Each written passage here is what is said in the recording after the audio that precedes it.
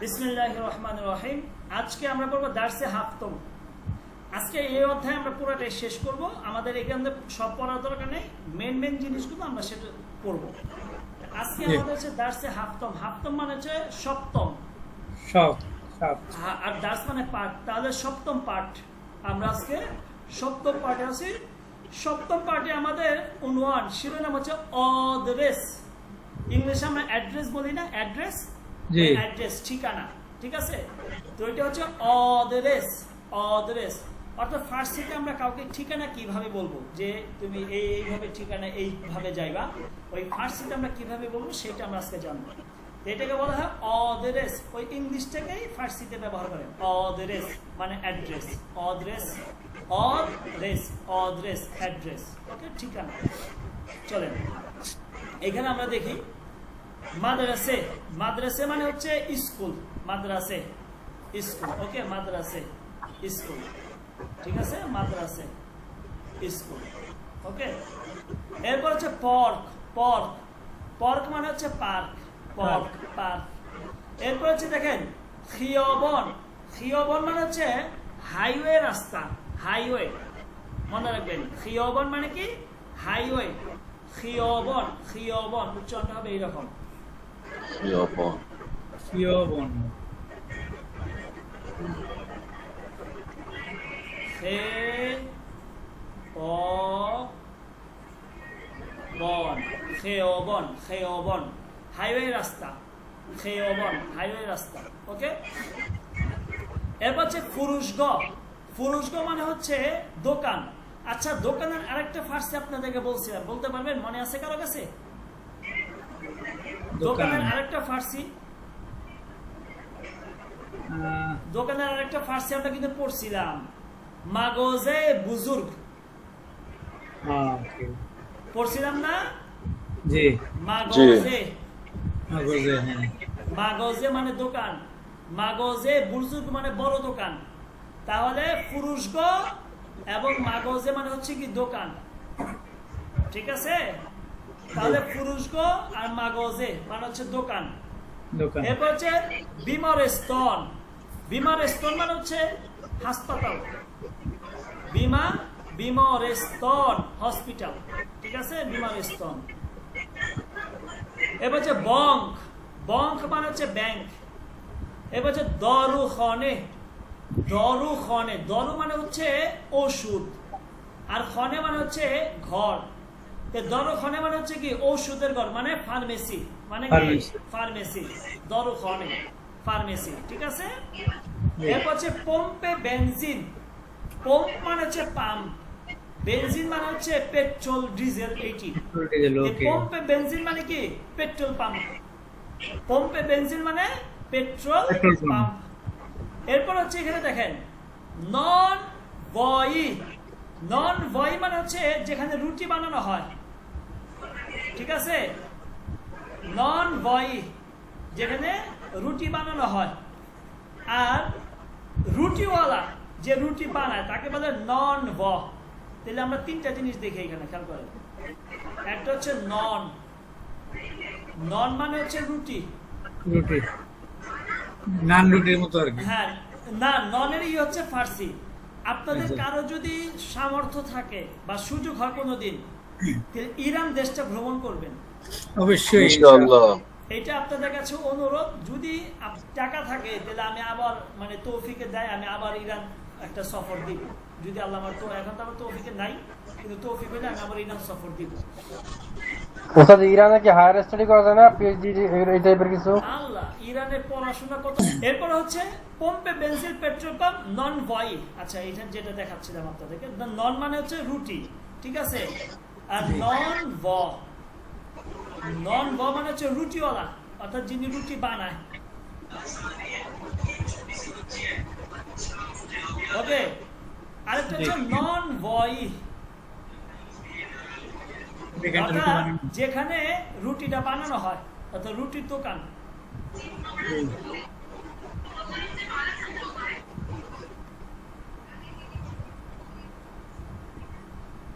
ওকে, তাহলে এই তিনটা জিনিস পাইলাম আমরা, নন ভয়, নন ভ, নন। তাহলে এটা বুঝে আসছে না? জি ওকে, এইটা আমাদের দরকার নাই, এটা কোনো দরকার নাই, এটা করব না।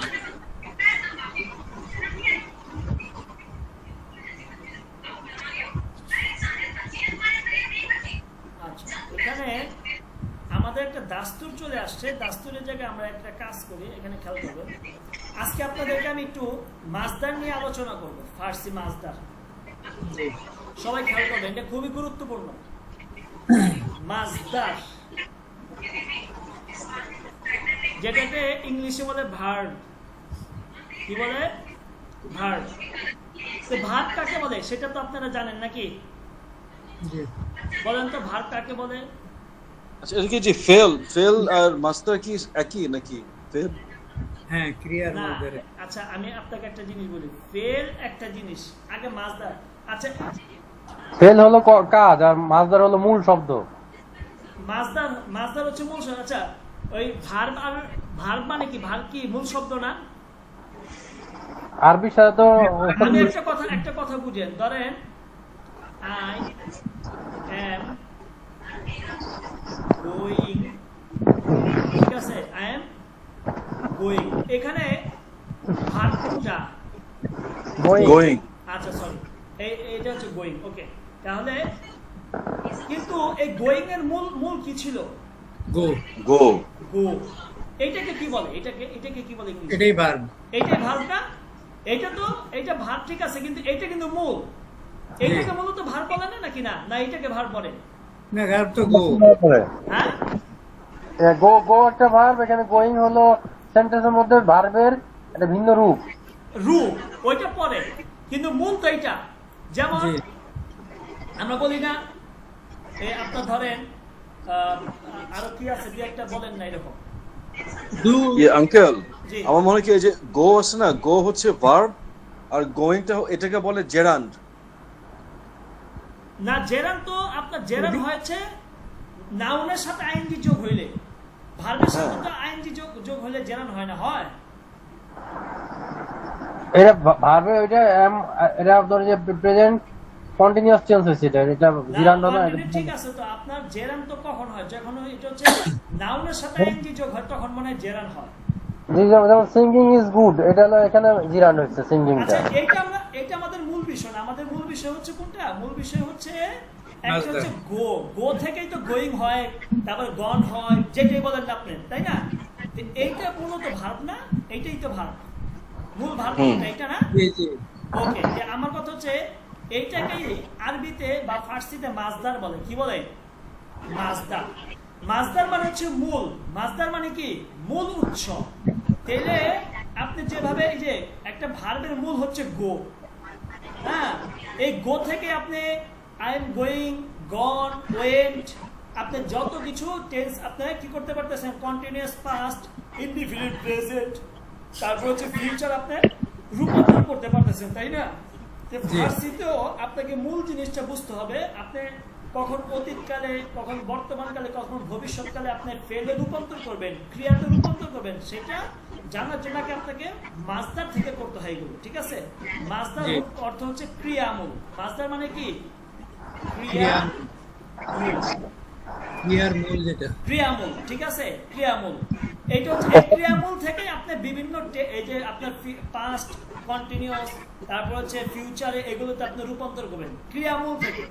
এখন এই আপনার ইংলিশের ক্রিয়ামূল যেমন এই গো, এখান থেকে আপনি গোয়িং, তারপরে ওয়েন্ট, গন, গস, যেগুলো আছে, ঠিক আছে, অনেক কিছুতে রূপান্তর করা যায়। ঠিক এইভাবে আপনার ফার্সিতেও এই ক্রিয়ামূলকে বলা হয় মাসদার। এখন আপনি কিভাবে চিনবেন যে এটা ক্রিয়ামূল? মনে রাখবেন, ফার্সিতে মাসদারের আলামত হচ্ছে এইটা। মাসদারের আলামত হচ্ছে দুইটা। কয়টা? দুইটা। একটু গ্রামারে অন্যভাবে বলা আছে, কিন্তু আমি এইভাবে বলি, দাল নুন আর হচ্ছে তা নুন, তা নুন, দাল নুন, তা নুন, আমি এইভাবে বলি, ঠিক আছে? যে কোনো শব্দের শেষে যদি আপনি দাল নুন অথবা তা নুন পান, তখন ওইটাকে আপনি মাসদার বলবেন। যেমন কারদান, দেখেন এইটা একটা মাসদার ক্রিয়ামূল। যেমন আরো যদি আমরা ধরি রাফতান। দেখেন ঠিক আছে, শেষে তানুন আসছে, তাহলে জি। এইটা হচ্ছে মাজদার, ভার, ক্রিয়ামূল। তাহলে ফার্সিতে আপনি ক্রিয়ামূল চেনার আলামত হচ্ছে দুইটা, এই যে দাল নুন থাকবে অথবা তানুন থাকবে শব্দের শেষে। যত আপনি পাবেন এরকম ক্রিয়ামূল, এগুলোকে আপনি এই ফার্সিতে পাবেন, এগুলো আপনি ক্রিয়ামূল বলবেন। যেমন আপনাদেরকে যদি আমি দেখাই, দেখেন আপনি এটা যদি এখানে এই দেখেন শানিদান, কি শানিদান, এটা হচ্ছে একটা ক্রিয়ামূল। এটা কি একটা ক্রিয়ামূল বা মাজদা, দেখেন এই যে শেষে দাল নুন আছে, জি ঠিক আছে। তাহলে এইটা হচ্ছে ক্রিয়ামূল, এটা হচ্ছে মাজদারের আলামত। এই ক্রিয়ামূল থেকে মূলত আপনি ফার্সিতে বিভিন্ন রূপান্তর কি করবেন, বিভিন্ন রূপান্তর আপনি পাস্টে আপনার কন্টিনিউয়াস বলেন, তার ফিউচারে আপনি রূপান্তর করতে পারবেন। কথা ক্লিয়ার? তাহলে আপনাকে যদি প্রশ্ন করা হয় ফার্সিতে মাজদারের আলামত কি, তখন আপনি বলেন ফার্সিতে মাজদারের আলামত হচ্ছে শব্দের শেষে দাল নুন হওয়া অথবা তানুন হওয়া।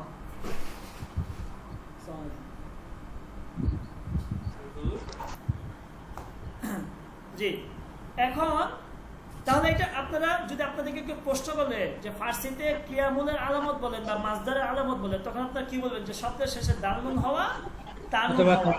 গ্রামার একটু অন্যভাবে বলা আছে, কিন্তু আমি সহজে বোঝার জন্য এইভাবে আপনাদেরকে বলে দিলাম যে আপনারা শব্দের শেষে যদি দাল নুন অথবা তানুন পান, বলে দিবেন যে এটা মাজদার। এটা কি মাজদার, মাজদার। ঠিক আছে। আপনাদেরকে আমি আজকে আপনাদেরকে দিছিলাম একটা মাজদারের পিডিএফ। না, এটা আমি বলতেছিলাম মাত্র যে ওটা তো একটা লিস্ট দেওয়ার কথা ছিল। দেওয়ার কথা ছিল কিন্তু দেই নাই না। জি জি, কিন্তু আমি তো দিছি, দাঁড়ানো ওইটা। ওকে, চলেন এখন আমরা বইয়ে চলে যাই। এখানে কিছু শব্দ আছে, আমরা এটা আজকে শিখে শেষ করব। দেখেন যে বরু, বরু মানে হচ্ছে যাও, বরু, বরু মানে হচ্ছে যাও। বিয়, বিয় মানে হচ্ছে আসো। বিয়র, বিয়র মানে হচ্ছে নিয়ে আসো। বেবার মানে হচ্ছে নিয়ে যাও। তো বরু যাও, বিয় আসো, বিয়র নিয়ে আসো, বেবার নিয়ে যাও। ওকে, এরপরে বেগির, ধরো, বেগির মানে ধরো। বেদে মানে দাও, বেদে দাও। বেশিন বস, ফসু দাঁড়াও। বেশিন মানে বস, ফসু মানে দাঁড়াও, ঠিক আছে। এরপরে আরো দেখেন বেবিন, দেখো, বেবিন দেখো। গুসকুন শ্রবণ করো। বেগু বলো। বেনাবিস, বেনাবিস লেখো। এরপর হচ্ছে দেখেন বেখন পড়ো, বেখন পড়ো। বেগুজর রাখো, বেগুজর রাখো। বারদর, বারদর মানে হচ্ছে উঠাও, বারদর মানে কি উঠাও। এই দেখেন বখুর, বখুর খাও, ওই যে খুরদান মাজদার থেকে আসছে। বখুর খাও, বখুর খাও। ওকে,